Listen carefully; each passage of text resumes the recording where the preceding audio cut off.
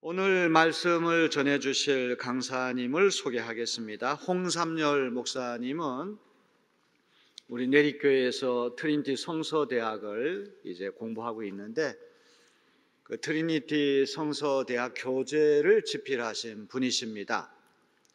홍 목사님은 감리교 목사님 집에서 태어나고 자라나셨어요.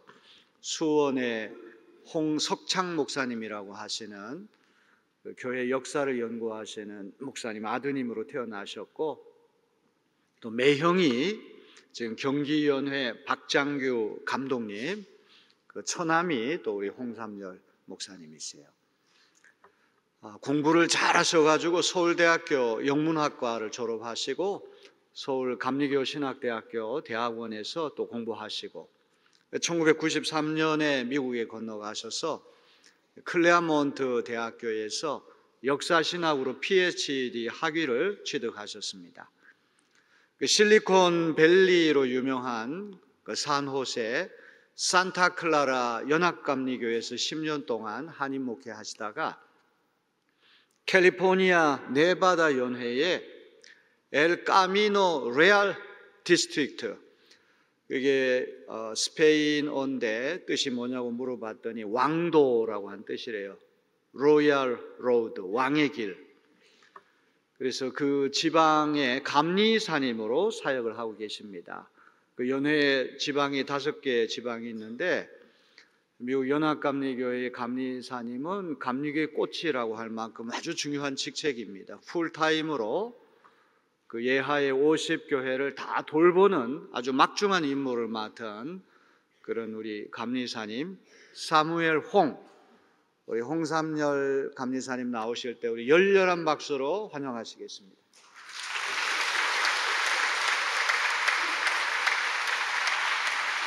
네, 감사합니다.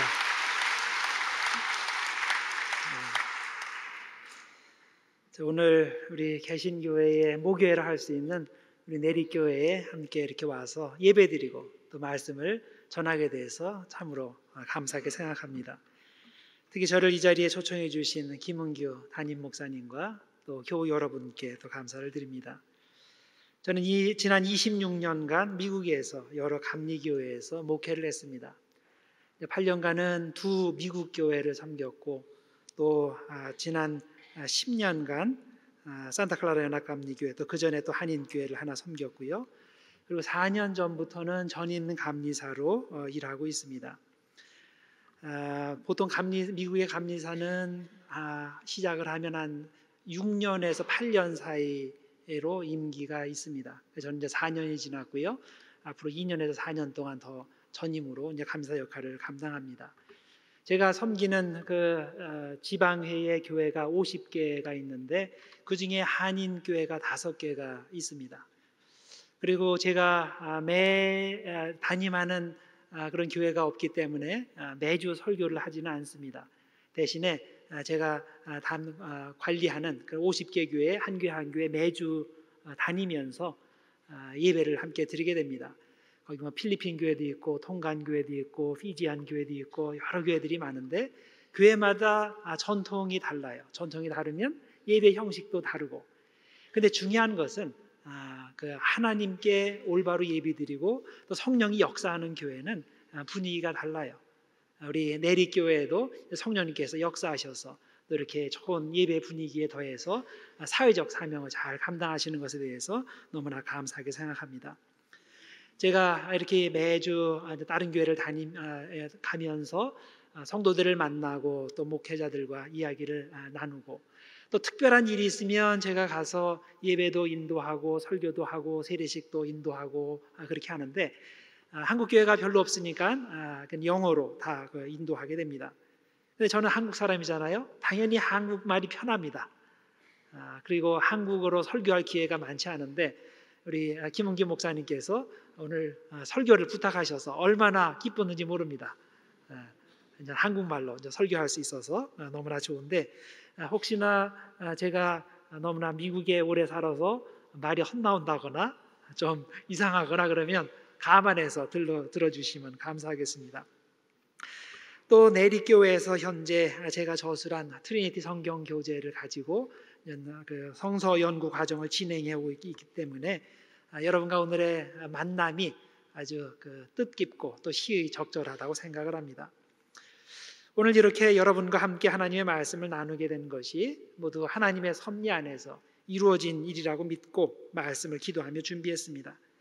오늘 말씀을 통해서 함께 하나님의 마음을 깨닫는 시간이 되기를 바라고, 또 그 깨달음을 나의 신앙생활에 어떻게 적용할 수 있을지 함께 나누며 은혜 받는 귀한 시간 되기를 바랍니다.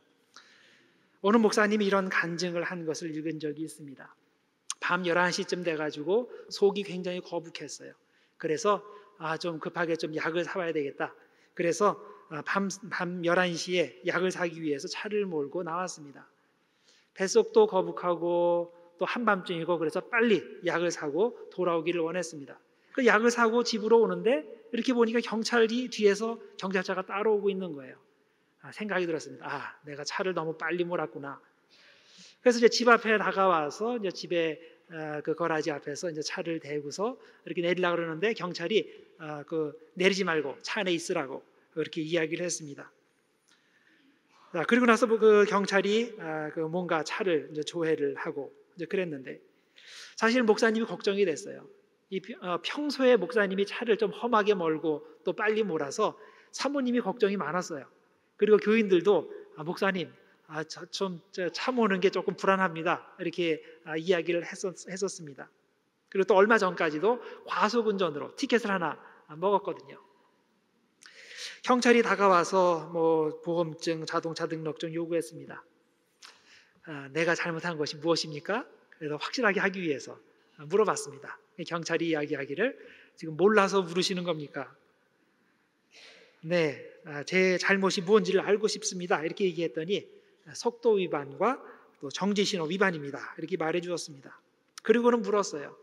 혹시 그렇게 빨리 운전해야 되는 피치 못할 사정이 있었습니까? 목사님 대답이 이게 속이 너무 거북하고 밤이 너무 늦어서 빨리 집에 오고 싶었습니다. 대답했어요. 알았다. 경찰관이 얘기하고 또 차로 가서 뭔가를 또 조사를 했습니다. 조금 있다가 경찰관이 다시 와서 목사님에게 물었습니다. 직업이 뭡니까? 목사님이 순간 당황했어요. 이거 뭐라고 대답해야 되지? 솔직하게 대답해야 되니까 목사라고 밝혔습니다. 경찰관이 빙긋 웃으면서 다시 물었습니다. 최근 5년간 경찰에 잡힌 적이 있습니까? 기분이 약간 상한 채로 되물었습니다. 같은 일이라면 무엇을 말씀하시는 건지. 경찰관이 다시 물었습니다. 신호 위반이나 속도 위반 등으로 티켓을 받으신 적이 있습니까? 생각해 보니까 두세 차례 있었던 것 같아요. 그래서 대답했습니다. 속도 위반도 했고 정지 신호도 위반을 했습니다. 경찰관이 다시 미소를 띠고 얘기했습니다. 경찰에서 당신에게 티켓을 발부하는 이유는 당신의 운전 습관을 바꾸라고 요구하는 겁니다. 그런데 당신은 최근 5년간 3차례 티켓을 발부받았고 그럼에도 불구하고 스스로를 바꾸시지 않는군요. 목사님, 당신은 다른 사람에게 변화를 요청하는 사람 아닙니까? 그런데 왜 본인은 변하지 않는 겁니까? 이 말에 이 목사님은 마치 망치로 머리를 한 대 얻어맞은 것처럼 할 말을 잃었습니다. 그 경찰이 계속 얘기하는 거예요.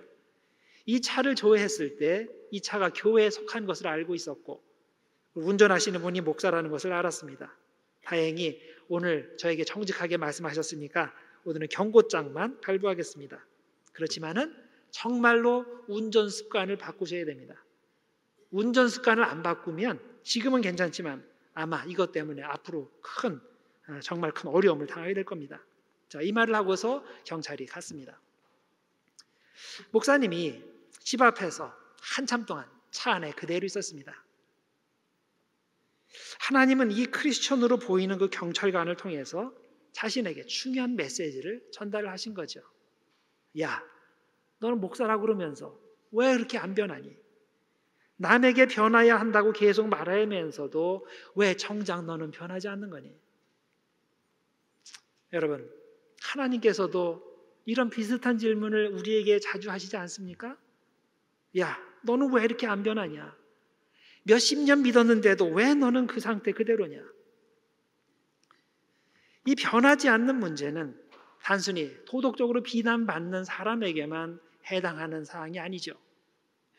하나님을 믿는 신앙의 중심에 들어와 있는 사람들에게도 똑같이 적용되는 사항입니다. 예외가 없습니다. 신앙에 변두리에 있든지 신앙이 전혀 없든지 신앙의 중심에 있든지 구별 없이 이런 변하지 않는 고질적인 문제, 특별히 고질적인 죄의 습관들이 있습니다. 과연 이 문제를 어떻게 해결해야 될까요? 여러분들은 솔직히 자신에 대해서 어떻게 생각하십니까? 내 뼛속까지 스며든 이 죄의 습관이 있는데 과연 나 죽을 때까지 이거 변화시키는 것이 가능할까? 우리 자체의 힘으로는 물론 불가능합니다. 아무리 노력해도 해결이 되지 않습니다. 바울도 예외는 아닙니다. 그래서 사도 바울은 이런 자신의 답답한 심정을 로마서 7장 23절과 24절에 이렇게 표현했습니다. 내 지체 속에서 한 다른 법이 내 마음의 법과 싸워 내 지체 속에 있는 죄의 법으로 나를 사로잡는 것을 보는도다. 오호라, 나는 공고한 사람이로다. 이 사망의 몸에서 누가 나를 건져내랴. 바울이 영적인 눈으로 볼 때 자기가 빤히 보고 있는 거예요. 이게 아닌데 내가 자꾸 쪽으로 끌려가고 있는 자신의 모습을 보면서 한탄하는 거예요. 이 죽을 몸에서 누가 건져내랴. 그런데 아십니까? 이것이 바울의 결론이 아니에요. 이런 탄식 뒤에 인간의 힘으로는 불가능하지만 예수 안에 있을 때는 희망이 있다는 믿음의 고백에 이르게 됩니다. 왜냐하면 인간의 몸을 입은 예수님께서 죄를 이기신 분이시기 때문입니다. 그래서 로마서 7장 25절에 이렇게 이어서 외칩니다. 우리 주 예수 그리스도로 말미암아 하나님께 감사하리로다. 인간의 힘으로는 절대 죄의 습관을 이길 수 없지만 영원히 변치 않는 그 사랑의 하나님을 통해서 예수 그리스도 안에서 우리가 충분히 죄의 습관을 이길 수 있다는 믿음의 선언인 겁니다. 오늘 읽으신 민수기 23장 23절에는 그런 하나님의 사랑을 이렇게 표현했습니다. 야곱을 해할 점술이 없고 이스라엘을 해할 복술이 없도다. 이때에 야곱과 이스라엘에 대하여 논할진대 하나님께서 행하신 일이 어찌 그리 크냐 하리로다. 이 민수기서 말씀은 출애굽한 이스라엘 백성이 40년간 광야 생활을 끝내고 가나안에 들어가기 직전의 상황, 즉 여리고성을 그 눈앞에 둔 그 모압 평지의 상황을 배경으로 하고 있습니다. 이스라엘이 이집트에서 나올 때 아무도 그들을 신경 쓰지 않았어요. 그들에게 군사 조직도 없었고 어떤 무기 체계 전혀 갖추지 않았습니다. 그냥 남자들은 그 피라미드 짓는 그런 토목 공사에 동원된 그런 인부들이었을 뿐입니다. 그런데 신기하게도 그들이 광야 사막을 지나는 동안에 여러 가지 그 토착 세력들이 있는데 그 세력들을 다 물리치고 지금 다가오고 있는 거예요. 자, 이런 사실을 들어서 알고 있는 모압 발락은 대단히 긴장했습니다. 허락도 없이 지금 자기 국경을 넘은 이 이스라엘 사람들, 만만히 봐서는 안 된다고 생각하고 특단의 조치가 필요하다고 생각을 했습니다. 그래서 그 바벨론 지역에 있는 발람이라는 선지자를 초청해서 이스라엘을 저주하도록 했습니다. 자, 그렇게 하면 이스라엘이 망하거나 최소한 그들이 도망갈 거라고 생각을 한 거죠. 그런데 이 돈을 받고 초청되어 온 발람이 원하는 그런 저주는 안 해주고 이스라엘을 향해서 4번이나 축복을 했죠. 자, 오늘 읽으신 말씀이 그 2번째에 해당하는 내용입니다. 그 내용을 살펴보면 발람의 예언은 우선 이스라엘의 고질적인 불순종의 습성을 전제로 하고 있습니다. 다시 말해서 이 발람의 축복이 이스라엘이 워낙 모범생이니까 모범생에 걸맞는 그런 축복을 한다는 그런 의미가 전혀 아니에요. 정반대로 그들의 고질적인 불순종에도 불구하고 하나님께서는 여전히 그들을 사랑하시고 여전히 그들을 축복하신다는 내용입니다. 그래서 21절에 보면 그들의 허물과 패역에 대해 언급을 합니다. 여호와는 야곱의 허물을 보지 아니하시며 이스라엘의 패역을 보지 아니하시는도다. 이스라엘의 영적 상황은 정말 말이 아닙니다. 하나님께서 온갖 기적을 통해서 그들을 구출해내셨고 광야 생활에서도 끊임없이 은혜를 베풀어 주셨는데도 그들은 계속 불평불만을 일삼았죠. 그래서 고기를 달라 그래서 고기를 줘도 그때는 감사하다 그러다 그 다음날 또 불평 시작하고, 물 달라 그래서 물 줘도 또 그렇게 하고, 그게 계속 반복되는 패턴입니다. 이것이 죄의 습성이 돼버렸어요. 그래서 어떻게 됩니까? 전 1세대는 다 광야에서 죽고 여호수아와 갈렙만 가나안에 들어가게 되죠. 그리고 2세대들이 광야에 들어갔습니다. 가나안에 들어갔습니다. 그런데 아시죠? 그 2세대들이 가나안에 들어가서 이제 순종의 삶을 살았어요? 안 그랬죠? 그들도 부모가 했던 그대로 부모 세대를 따라서 불평불만을 했습니다. 우리가 보통 그렇게 이야기를 해요. 그 부모의 어떤 그 부모 세대에 잘못된 것이 있으면 우리 세대에 바꾸고 싶은, 그런 개선하고자 싶은 그런 마음이 있죠. 또 부모들도 나는 그렇게 못하지만은 우리 자녀 세대들에 가서는 좀 잘하기를 바라는 그런 마음이 당연히 있죠. 그렇지만은 많은 경우에 부모의 실수를 그대로 자녀 세대가 실수를 반복하고, 부모의 죄를 자녀 세대에서 그대로 반복을 합니다. 너무 미워하면 닮는다는 얘기가 있죠. 정말 저건 싫어 그러면서 자기가 그걸 닮는 그런 인간의 그 나쁜 그 습성이 있습니다.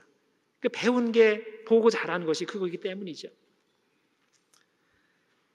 그렇지만은 이렇게 죄의 습성이 쉽게 변하지 않지만, 또 어떤 때는 자녀의 때까지도 이것이 이어지는 게 슬프지만, 그렇지만은 우리가 감사할 것이 있습니다. 우리의 죄의 습성은 너무나 고집스럽지만은, 그렇지만은 감사하게도 하나님의 사랑은 더 고집스럽습니다. 우리를 향한 사랑에서 절대 변함이 없으시고, 우리 마음의 완악함에도 불구하고 우리에게 풍성한 은혜를 주시는 그런 놀라운 사랑의 하나님이신 겁니다. 본문 19절이 그것을 말해주고 있습니다. 하나님은 사람이 아니시니 거짓말을 하지 않으시고 인생이 아니시니 후회가 없으시도다. 어찌 그 말씀하신 바를 행하지 않으시며 하신 말씀을 실행하지 않으시랴. 자, 무슨 뜻입니까? 현재 이스라엘 상태를 고려하면 하나님은 충분히 말을 바꾸실 수 있고 회개하실 수 있다. 회개하다는 마음을 바꾸신다는 얘기예요. 마음을 바꾸셔서 징계를 내리시고 심판을 하셔도 아무도 얘기할 사람이 없다는 얘기예요. 그러나 그럼에도 불구하고 하나님께서는 절대로 이스라엘을 선택하신 것에 대해서 후회가 없으셨다는 겁니다. 그들을 향한 약속을 바꾸지 않으시고, 그래서 원래 계획대로 이스라엘에게 복을 주시고야 만다는 겁니다. 자, 23절 내용도 마찬가지입니다. 야곱을 해할 점술이 없고 이스라엘을 해할 복술이 없도다. 자, 어떤 세상의 저주도 이스라엘에게 미치지 못하도록 하나님께서 철저하게 막아주시겠다는 뜻입니다. 왜? 택하신 백성이기 때문이죠. 우리 자녀에게는, 우리 하나님의 자녀에게는 이런 배짱이 있어야 돼요. 하나님께서 택하신 나, 세상에 어느 누구가 나를 저주하고 마술을 부려도 나는 거기에 영향이 없다, 이런 자신감이 있어야 됩니다. 세상의 미신이나 마술이 우리에게, 예수 믿는 사람에게 절대로 영향을 미치지 못한다는 걸 알고 있습니까? 한국 사람들 점치는 걸 아주 좋아합니다. 새해가 되면 많은 사람들이 올해의 운세를 위해서 점집을 드나듭니다. 거기까지는 아니더라도 신문을 딱 펼쳐보고 올해의 운세가 어떤가 그걸 들춰보기도 합니다. 또 자녀의 큰 시험을 앞두고, 결혼을 앞두고, 이사를 앞두고, 또 승진 시즌에 점집을 드나듭니다. 미리 알고 싶어서. 미리 알아서 뭐 하게요? 대개는 미리 알고 싶은 호기심뿐만 아니라 이 사람의 마음이 약해서 미리 알게 되면 꼭 딴짓을 해요. 모르는 게 나아요. 자, 그런데 아십니까? 예상외로 많은 기독교인들도 점집을 드나든다는 거 아시죠? 이 가운데는 없을 걸로 생각을 하지만은 통계상으로 보면 30%가 드나든대요. 점집에 드나드는 사람의 30%가 기독교인이라 그래요. 여러분, 그게 정상이겠습니까? 그런데 이 신들린 진짜 무당은 진짜 기독교인들이 들어오면 단번에 알아보고 그들을 돌려보냅니다. 왜? 점괘가 안 통하니까. 그들의 말을 통하면 진짜 센 귀신이 왔기 때문에 자기가 섬기는 귀신보다 예수 귀신이 더 세요. 그러니까 이게 안 되는 거예요, 이게. 근데 이상하게도 그 30%의 사람들한테는 점괘가 잘 들어요. 왜 그럴까요? 센 가짜니까. 가짜는 무서워할 필요가 없거든요. 그러니까 한번 여러분도 가보세요. 가서 먹히나 안 먹히나, 그게 먹히면 여러분들 가짜인 거예요, 그게. 자, 정말 예수 믿는 사람들은 점이나 사주팔자 영향이 미치지 않습니다. 확률상 그렇게 되더라도 예수 안에 있으면 인생이 바뀌는 거예요. 이런 믿음이 있어야 돼요. 우리는 더 이상 세상의 지배를 받지 않고, 세상의 영의 지배를 받지 않고 하나님의 지배를 받고 예수의 영의 지배를 받는 겁니다. 그래서 하나님께서 우리가 자녀이기 때문에 책임져 주시고, 어떤 세상의 미신이나 마술이나 죄의 세력에서도 우리를 보호해 주십니다. 더 나아가서 비록 우리에게 쉽게 해결되지 않는 나쁜 죄의 습관들이 있을지라도 그것 때문에 내가 충분히 처벌을 받아야 하지만, 그런 상황에서도 하나님께서 우리를 끝까지 사랑하시고 끝까지 기회를 주시고 끝까지 보호해 주십니다. 나에게 아무리 고질적인 죄의 문제가 있어도 그때마다 주님께로 돌아오기만 하면, 용서를 구하면 하나님께서는 용서하세요. 새로운 기회를 주십니다. 누가복음 22장 31절과 32절에 보면 결국 예수님을 모른다고 부인하고 배반하게 될 베드로를 향해서 예수님께서 미리 말씀해 주시는 내용이 나옵니다. 시몬아 시몬아, 보라, 사탄이 너희를 밀 까부르듯 하려고 요구하였으나 그러나 내가 너를 위하여 네 믿음이 떨어지지 않기를 기도하였노니 너는 돌이킨 후에 네 형제를 굳게 하라. 물론 예수님의 최선의 기대는 이런 상황에서도 베드로가 예수님을 부인하지 않고 내가 예수님의 제자입니다, 예수님은 나의 주님입니다, 이렇게 고백하는 거예요. 그런데 베드로는 결국 예수님의 기대를 저버렸죠. 그럼에도 불구하고 그를 향한 예수님의 사랑은 변함없습니다. 이것을 미리 알고 계셔서 이 말씀을 해주신 거죠. 이렇게 말씀하시는 거예요. 베드로야, 네가 선한 의도는 있는 거 안다. 그렇지만 결국에는 네가 나를 배반하게 될 것이다. 그런데 그럴 때 절대로 그 절망, 실망 가운데 머물러 있지 말고 다시 일어나라. 다시 돌아와라. 네가 돌아오기만 하면 나는 받아주겠다. 다시 기회를 줄 거다. 이렇게 말씀하시는 겁니다. 우리가 교회로 모여서 하는 일이 바로 그겁니다. 주님께로 돌아오는 훈련을 하는 거예요. 우리가 예배 때 하나님께 다시 한번 마음 다짐을 하고 회개하고 새 마음 품고 세상으로 나가요. 그러면서 그것도 잘 진행되기도 하지만 많은 경우에 똑같은 죄를 저지르고, 그럼 또 교회에 와서 또 회개하고 자꾸 그런 것을 반복합니다. 주님께로 돌아온 훈련을 하는 것은 한두 번으로 해결될 문제가 아니에요. 한두 번 눈물 흘리며 회개했다고 해서, 정말 절대로 제가 그렇게 하지 않겠다고 마음 굳게 먹었다고 해서 완전히 고쳐지는 것이 아닙니다. 수많은 기도와 노력이 필요합니다. 그리고 가장 중요한 것, 하나님의 특별한 은혜가 필요합니다. 왜냐하면 우리는 절대적으로 그 인간적인 힘으로는 이 문제를 해결할 수 없기 때문입니다. 우리가 할 일은 계속 회개하는 거예요. 계속 와서 주님 앞에 서려고 노력하는 거예요. 그러다가 어느 순간이 되면 하나님의 때와 하나님의 방법으로 하나님께서 그 문제를 해결해 주십니다. 빌립보서 4장 13절에 잘 아는 내용이 있죠. 내게 능력 주시는 자 안에서 내가 모든 것을 할 수 있느니라. 내가 노력하면 뭐든지 할 수 있다. Yes, I can. 그거예요? 아니죠. 거기에 초점이 있는 게 아니에요. 예수 그리스도 안에서, 내게 능력 주신 자 안에서, 이거예요. 여기서 말하는 거는 긍정적인 사고방식을 얘기하는 게 아니에요. 나는 못하지만은 내게 능력 주신 자 안에 내가 머물러 있을 때 죄의 문제가 해결될 수 있다는 그런 의미인 겁니다. 마가복음 10장 27절에서는 사람으로서는 할 수 없으되 하나님으로는 그렇지 아니하니 하나님으로서는 다 할 수 있느니라 라고 표현했습니다. 자, 어떻게 생각하십니까? 이제 여러분은 예수 그리스도의 은혜에 힘입어 그 고질적인 죄의 문제를 해결하실 수 있다고 생각합니까? 많은 분들이 여전히 나는 못해 라고 말씀하실 겁니다. 왜냐하면 솔직히 말해서 한두 번 시도해 본 게 아니죠. 그 문제 때문에 수없이 눈물도 흘려보고 기도도 해보고 철야 기도도 하고 금식 기도도 하고, 그래도 다시 과거의 모습으로 돌아가는 자신의 모습을 보면서 너무나 많이 실망을 하지 않았습니까? 그런데 우리는 올바로 깨달아야 됩니다. 내가 못한다고 하나님도 못하시는 게 아니에요. 내가 그 문제를 해결하기 위해서 마지막까지 포기하지 않으면 하나님도 절대로 포기하지 않으십니다. 문제는 내가 중간에 포기하니까 그러니까 결국 변화가 없는 겁니다. 하나님은 절대로 우리를 포기하지 않으시고 계속 기회를 주시기 때문에 내가 계속 다시 일어나기만 하면 되는 거예요.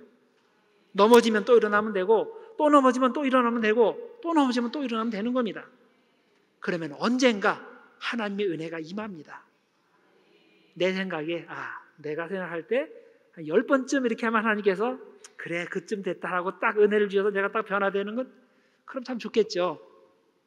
그건 아무도 모르는 일이에요. 내가 할 일은 하나님이 하실 일을 걱정하지 말고 매일매일 주님께로 와서 주님께 무릎 꿇고 주님께로 돌아오는 거예요. 그럼 하나님의 때에 그 문제를 하나님께서 해결해 주십니다. 마태복음 18장 21절과 22절에 보면 우리가 얼마나 자주 죄를 용서해 주어야 하는가의 문제를 다루고 있습니다. 베드로가 예수님께 물었죠. 내 형제가 내게 죄를 범하면 몇 번이나 용서해 주면 됩니까? 이런 질문이 우리에게 똑같이 생기는 질문이죠. 그 이유가 뭐냐면 되게 사람이 죄를 지을 때, 나에게 잘못을 범할 때 딱 한 번 하고 관두는 게 아니죠. 이 사람이 상습적으로 그러죠. 그렇죠? 똑같은 것을 반복해서 계속 하게 될 텐데 몇 번까지 내가 해줘야 됩니까? 이거죠.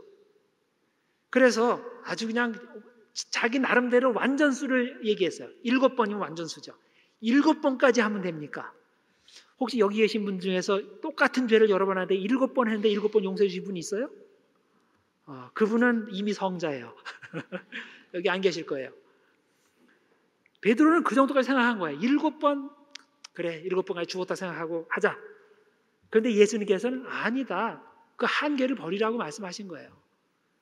7번씩 70번 혹은 70번씩 7번이라도 용서해 줘라. 무한적으로 용서해 주라는 말이죠. 자, 그런데 이 용서의 명령에서 우리가 깨달아야 할 것이 있습니다. 이런 무한정의 용서는 하나님께서 우리를 그렇게 용서해 주시는 것을 전제로 한다는 사실입니다. 성경의 명령은 언제나 하나님이 나에게 해주시는 것을 전제로 하고 나에게도 그렇게 하라고 말씀합니다. 하나님께서 나를 그 정도로 용서해 주시니 나도 그렇게 용서해 주어야 한다는 겁니다. 더 나아가서 만일 내가 그렇게 용서하지 못하면 하나님께서도 이제부터 나를 그렇게 용서해 주실 수 없다는 뜻입니다. 이 내용이 어디 나와요? 어디 나옵니까? 우리가 자주 암송하는 주기도문에 나오죠. 우리가 우리에게 죄 지은 자를 사하여 준 것 같이 우리 죄를 사하여 주옵시고. 우리는 이걸 암송을 할 때 그냥 건성건성으로 암송할 게 아니에요. 심각하게 생각하면서 암송을 해야 돼요. 이 구절을 제대로 이해해야 됩니다. 나는 평범한 인간이니까 다른 사람을 절대 용서하지 못하지만 하나님은 하나님이시니까 나를 계속 용서해 주십시오. 이게 아니에요. 그게 아니라 내가 나에게 죄 지은 사람을 용서해 주니까 하나님도 그토록 노력하는 나를 어여삐 보셔서 저를 용서해 주십시오. 그 뜻인 거예요. 따라서 내가 딱 3번만 용서해 주는 원칙을 고수한다면 하나님께서도 나에게 딱 3번만 용서해 주십시오. 그런 뜻이에요. 내가 최대한 7번까지만 용서해 주겠다는 말은 그런 원칙을 가지고 있는 사람이라면 하나님도 나한테 딱 7번만 용서해 주시고 그 다음부터는 사형에 처해주십시오. 그 말이에요. 여러분은 얼마나 자주 똑같은 죄를 짓습니까? 3번까지만 같은 죄를 짓고 그것을 끝입니까? 그렇지 않죠. 수없이 같은 죄를 반복합니다. 그러면서도 주님께로 나와서 용서를 구하면 주님께서는 계속 용서해 주십니다. 그러다가 어느 날 너무 미안한 거예요. 다 해보셨죠? 3번쯤 하다가 나도 낯짝이 있지. 어떻게 매일 와서 똑같은 거 갖고 용서해달라고 그래? 좀 미안해요. 자, 그럴 때 어떻게 해야 됩니까? 너무나 민망하기 때문에 그냥 그칩니까? 아니죠. 그럴수록 더욱더 주님께로 나와서 계속 기도해야 됩니다. 용서를 구해야 돼요. 계속 진심으로 용서를 구하는 한 우리는 절대로 타락하지 않습니다. 하나님은 절대로 포기하시는 법이 없어요. 우리가 포기하니까 문제 해결이 안 되는 거예요. 포기하지 마시고 그리고 하나님 앞에 뭐 민망하고 안 민망하고가 어디 있어요? 다 아시는데 계속 와서 계속 기도하고 계속 훈련을 하세요. 그럴 때 하나님께서는 하나님의 때에 문제 해결을 해주십니다. 우리가 끝까지 죄의 문제를 가지고 주님과 씨름하면 결국에는 하나님이 이겨요. 결국에는 하나님의 사랑이 이깁니다. 왜냐하면 하나님의 사랑은 언제나 나의 죄보다 크고 더 위대하기 때문입니다. 우리가 살다 보면 이제는 희망이 없다 그렇게 느낄 때가 있어요. 자신에 대해서, 가정에 대해서, 자기의 회사에 대해서, 사회에 대해서 내가 살 가치가 있는가? 이곳에 살 가치가 있는가? 그런 회의가 느끼고 절망이 있을 때가 있습니다. 그런데 아셔야 돼요. 하나님은 언제나 우리의 문제보다 크세요. 우리가 그거 입으로 고백하는 거 아니에요? 하나님은 위대하십니다. 위대하다는 말이 뭐겠어요? 하나님은 위대하시다 그 말은 내가 도저히 해결할 수 있는 문제보다 하나님께서는 더 크시다 이걸 고백하는 거예요. 우리가 이렇게 교회로 모이는 이유가 뭡니까? 죄를 이기는 연습을 하기 위해서입니다. 하나님께 용서의 기도를 올리고 하나님이 주시는 새 마음을 받아서 우리가 새롭게 세상으로 나아가서 승리하기 위해서 이곳에 모여서 영적 훈련을 하는 겁니다. 그래서 여러분들이 교회에 올 때마다 다른 것에 신경 쓰기 이전에 이것에 집중하셔야 됩니다. 교회에 오면 선교도 해야 되고 교육도 해야 되고 전도도 해야 되고 친교도 해야 되고 많죠. 그렇지만은 이 근본적인 죄의 문제를 해결하지 못하면 그건 말짱 헛겁니다. 교회가 존재하는 목적은 우리 영혼의 죄를 씻고 우리를 통해서 가정의 죄를 씻고 사회의 죄를 씻고 민족의 죄를 씻는 겁니다. 그래서 내 영혼도 구원받고 나를 통해 내 가족도 구원받고 사회도 구원받고 민족도 구원받는 것이 교회의 존재 목적입니다. 하나님의 사랑은 변함이 없습니다. 우리가 포기하지 않으면 절대로 하나님 포기하시는 법이 없습니다. 그러니 죄와 대항하여 싸울 때 절대로 포기하지 말고 끝까지 싸우고 끝까지 회개하시기 바랍니다. 그러면 마침내 하나님의 사랑이 이기고 하나님의 사랑이 우리를 회복시켜 주십니다. 이것이 우리의 믿음입니다. 이런 끊임없는 회개를 통해서 주어지는 온전한 회복의 은혜가 우리 내리교회, 교회 전체에 그리고 여러분들 각자 한 사람 한 사람 심령 위에 충만하게 임하게 되기를 주님의 이름으로 축복합니다.